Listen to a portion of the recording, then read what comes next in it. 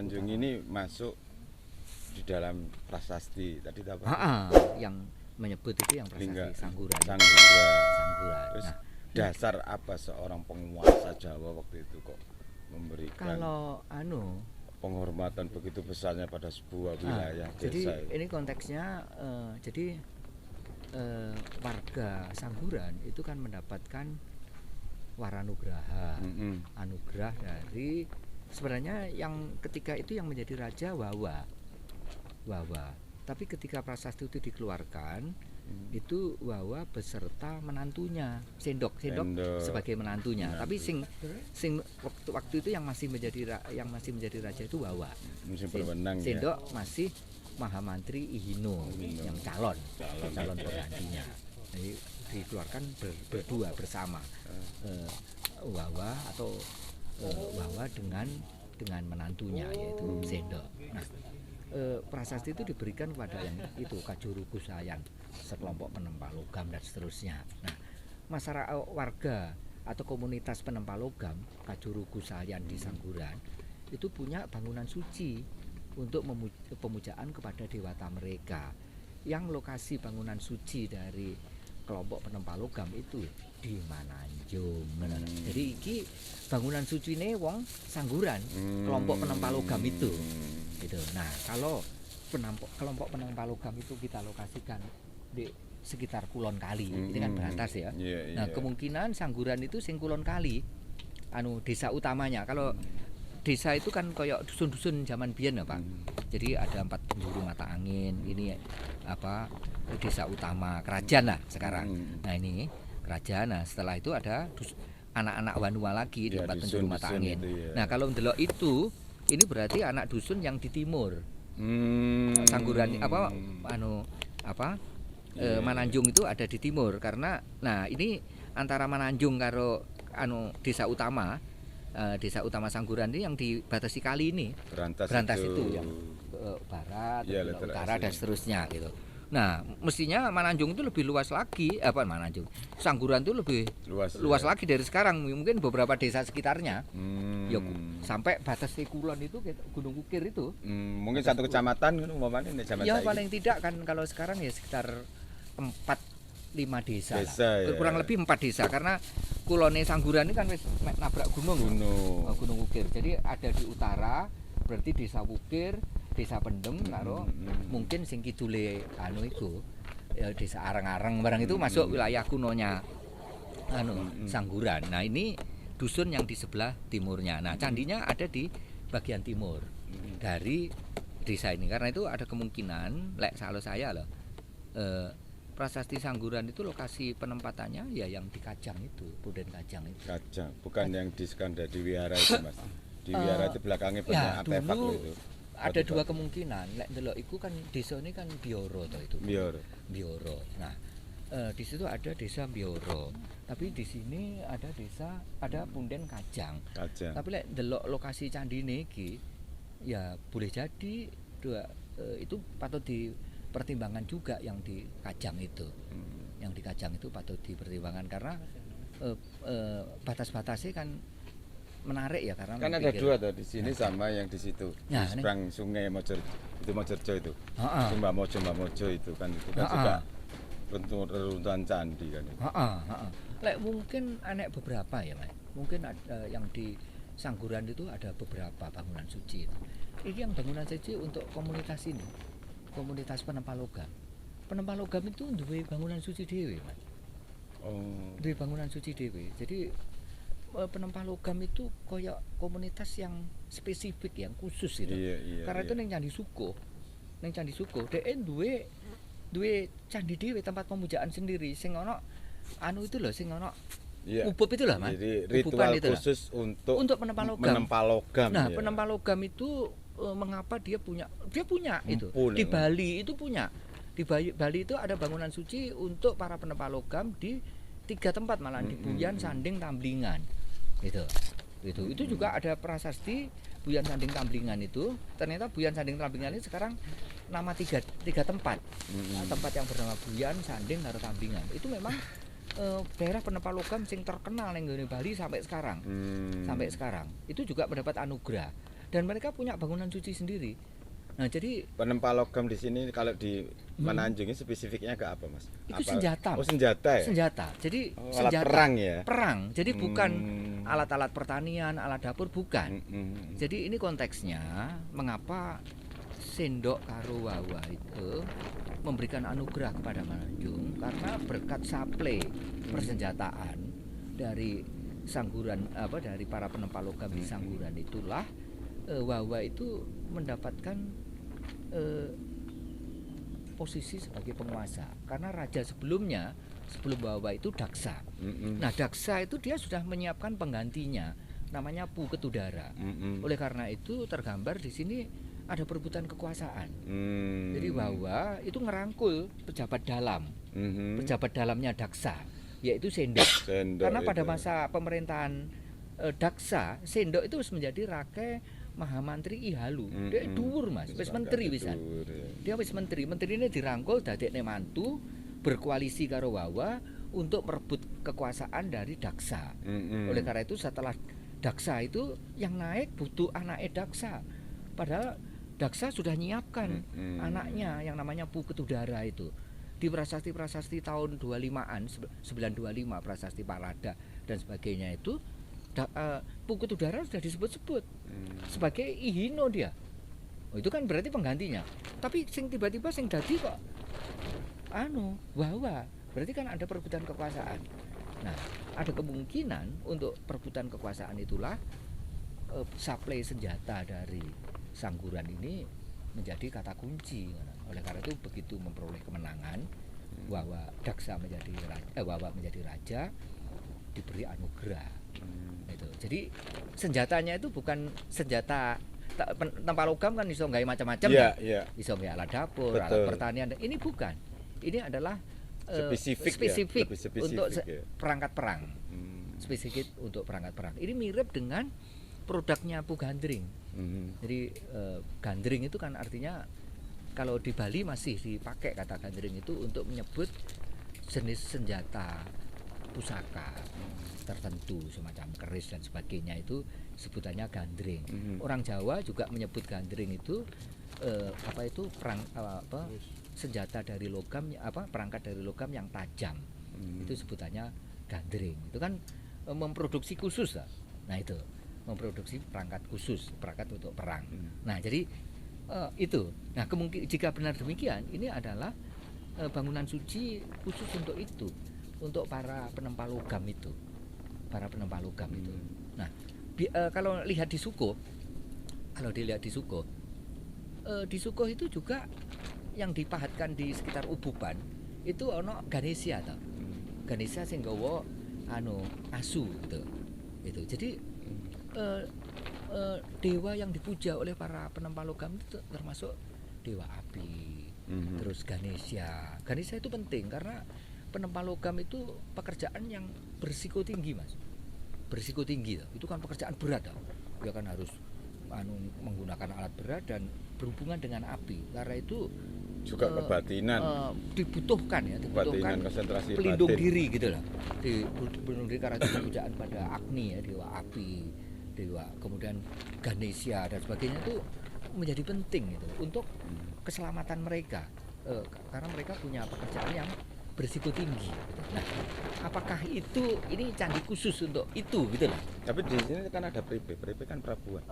Jadi kalau Pripe itu, kalau ada Pripe itu ada kemungkinan itu ada dewata, ada yang didewakan, yang diperdewa. Nah, siapa yang diperdewa itu bisa leluhurnya yang diperdewa. Mungkin itu adalah para leluhur dari penempa logam itu. Yang linuwih itu ya. Jadi mereka punya leluhur ya. Kalau di Lamongan kemarin itu yang Sangyang Patahunan itu lah. Nah, ini mestinya ada semacam itunya yang saya nggak disebut-sebut, yaitu tempat untuk memuja itu. Misalnya kalau di ini Prasada lagi ya, Sangyang Swayambhu, Sangyang Swayambhuva yang disebut-sebut di prasastinya Sendok yang Lingga Suntan, nah itu kan Sangyang Swayambhu. Nah, ini mestinya ada itu. Nah, kemungkinan leluhur yang sudah diperdewa itulah yang kemudian dianggap bersemayam di puncak bukit itu yang menjadi orientasi itu. Jadi ini lebih semacam bangunan suci untuk pemujaan kepada leluhur yang sudah diperdewa. Dan mungkin karena mereka ini berkaitan dengan profesi khusus sebagai penempa logam, leluhurnya ini leluhur yang diperdewa itu sebagai entah sebagai Agni yang berhubungan dengan itulah, dengan profesi ketempa logaman itulah, itu ketempa logaman. Jadi oleh karena itu dimungkinkan di Sangguran ada beberapa bangunan suci, mungkin di wihara itu ya bisa saja ada. Di belakangnya mungkin itu ada. Buddhis, mungkin juga ada. Sejak semula Buddhis, karena pada masa pemerintahan Sendok itu Buddhis mulai berkembang, Mas. Karena itu pada masa pemerintahan Sendok itu kitab Sang Hyang Kahamayanikam itu diterjemah ke dalam bahasa Jawa kuna, dari bahasa Sanskerta ke dalam bahasa Jawa kuna. Karena itu Buddhisme sudah mulai berkembang, sehingga mungkin juga di tempat ini ada beberapa bangunan suci dan salah satunya ada yang Buddhis gitu. Tapi juga ada bangunan suci khusus. Jadi kalau kita lihat di Bali itu ada pura-pura fungsional namanya. Pura-pura fungsional. Misalnya pura-pura yang secara khusus dipuja oleh para pedagang. Para pedagang melanting ya. Ada pura yang khusus untuk para petani. Itu ono. Ada pura yang secara khusus untuk kepentingan air, pura Subak. Ada pura. Nah, ini prasada kabaktian itu kayak begitu. Jadi bangunan khusus. Oleh karena itu bangunannya tidak sangat besar. Tidak bangunan suci yang sangat gede, itu tidak. Itu memang community. Jadi bangunan suci komunitas. Nah, komunitasnya siapa? Komunitasnya ya yang disebut di Sangguran kan jelas. Kajuru Gusalyan. Oh, berarti kelompok penempa logam itu. Dan itu jejaknya itu masih kita dapati sampai di era Majapahit akhir itu ya di Sukuh itu. Karena itu kan itu dhewean ta. Candi Sukuh ono dhewe candine, etane iku ono sing itu lho sing nggambarkan ngubupan itu lah. Itu memang khusus untuk para penempa logam. Penempa logam itu sampai karena itu aku wingi kan krungu teko koncoku.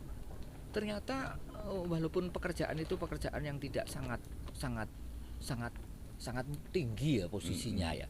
Tapi penempa logam itu sangat diperhitungkan. Di barat, di Eropa, keturunan penempa logam itu punya sebutan sendiri, Pak. Namanya Smith. Itu Smith. Karena itu nek sing Smith Joe Smith siapa gitu atau Smith siapa gitu. Smith itu adalah orang-orang yang keturunan penempa logam itu. Di Bali sampai-sampai ada kelompok yang di luar wong Majapahit itu, yang di Bali Age itu ada kelompok Pandey dan Pasek. Sebutan Pandey itu kan akeh ta, masih digunakan itu. Nah, itu komunitas khusus, Mas. Komunitas khusus. Jadi pada masa lalu komunitas yang namanya Pandey itu sangat diperhitungkan. Bahkan ada desa-desa yang memang kelompok para penempa logam itu Pandean misalnya. Nah, itu pekerjaannya enggak sangat mulia gitu, tapi itu juga enggak sangat tinggi ya, bukan sangat mulia, maksudnya sangat tinggi itu enggak. Tapi gitu. sangat bermanfaat. Tapi itu sangat diperhitungkan di masyarakat. Pekerjaan itu lah. Itu kan kita kalau dalam istilah asing, penempa logam itu di teknologi namanya pyroteknologi. Jadi teknologi tinggi pada zamannya. Logam itu kan teknologi tinggi pada zamannya ya. Karena itu mereka itu kayak teknokrat gitu loh. Orang-orang yang memang punya keahlian dalam bidang teknik yang tinggi pada zamannya. Karena itu ya posisinya menjadi sangat penting, apalagi jika itu berkenaan dengan perangkat khusus yang diciptakan, persenjataan misalnya gitu.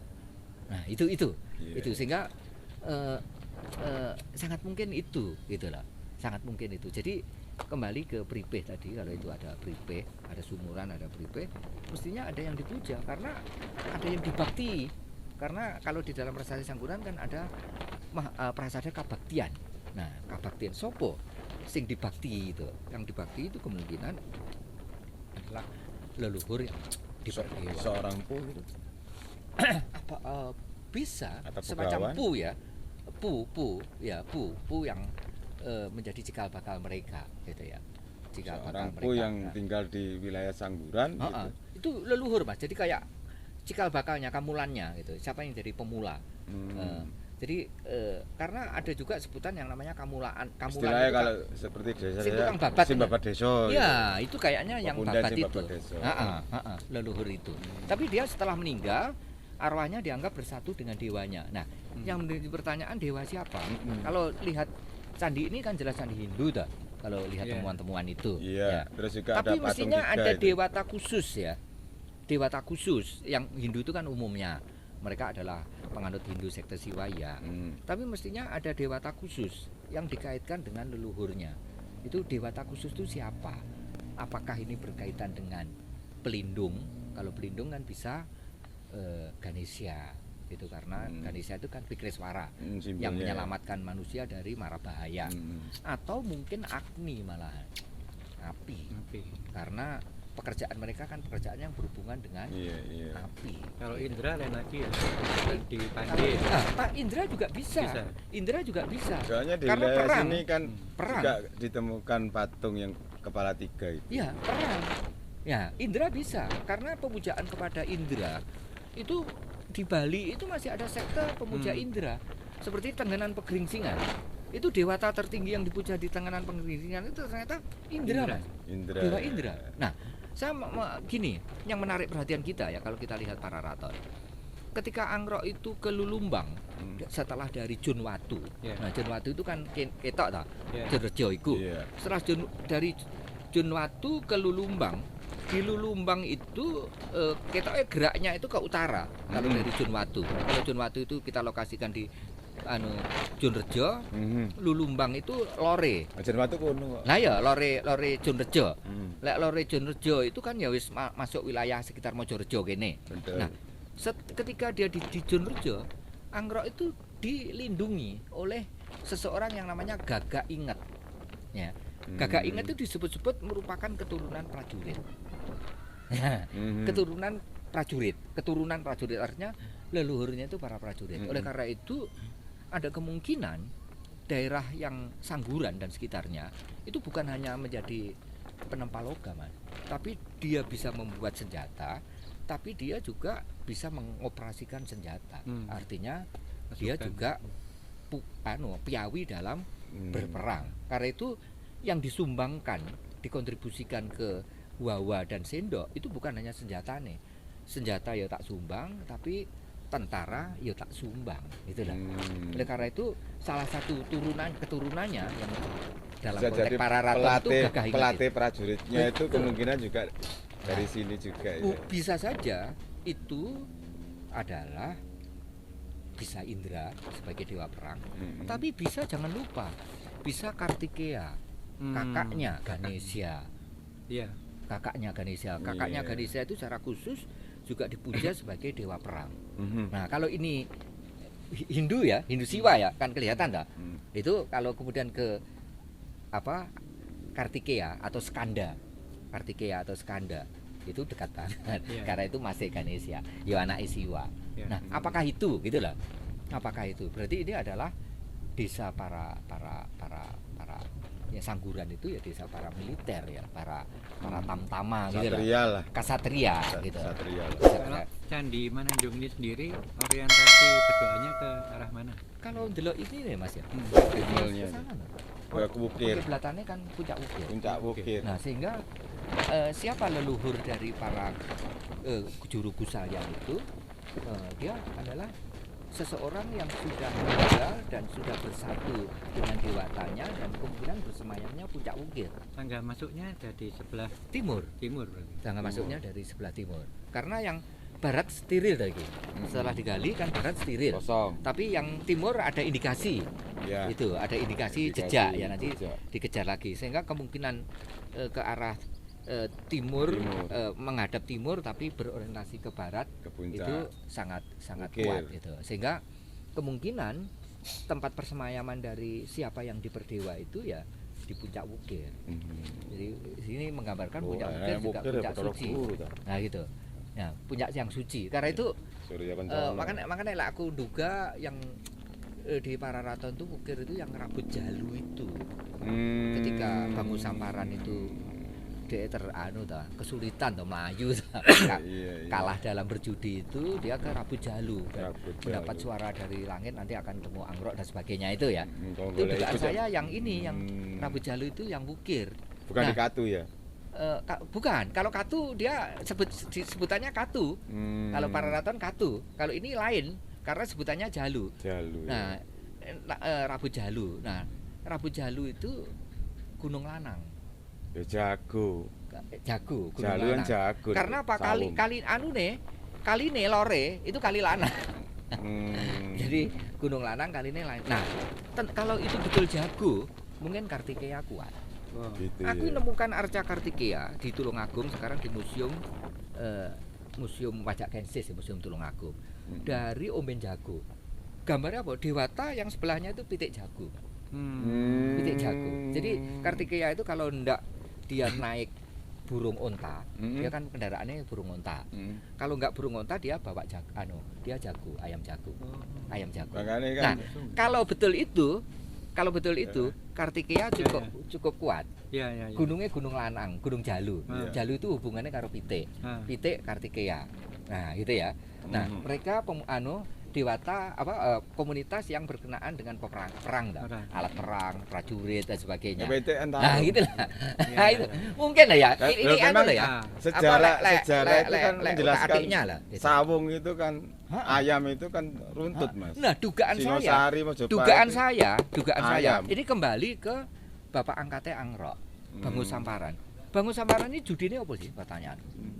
Dia disebut-sebut di Pararaton itu bobotoh. Boto. Nah, mungkin DE itu judinya adalah angat dua sawung gitu. Aku ingin nulis tentang di prasasti itu ada angat dua sawung. Adu jago. Nah itu. Lah laopo DE golek wangsite iku ning Rabu Jalu. Golek wangsite. Nah, karena apa? Karena DE iki judine lho adu pitik. Iya, boto DE. Boboto. Nah, berarti kan gunungnya kan gunung nggih nyotrekne pitik. Iya, Nah, gitu. iya. Makanya gunungnya Jalu. Jalu. Ya, gunungnya Jalu. Nah, sapa sing bersemayam ning Gunung Jalu itu? Mungkin ya Kartikeya.